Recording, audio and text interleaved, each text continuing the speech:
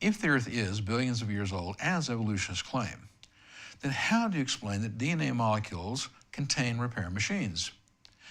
Researchers won the 2015 Nobel Prize for Chemistry for discovering DNA repair mechanisms.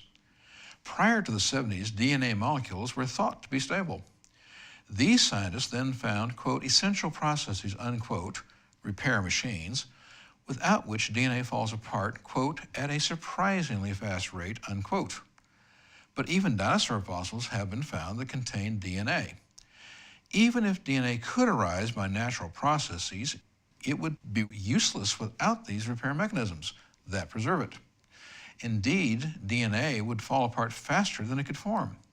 So which came first, the DNA or the nano-machines required to repair it? You see, we see the absolute need of a creator God who spoke it all into existence 6,000 years ago, as we find in the Bible.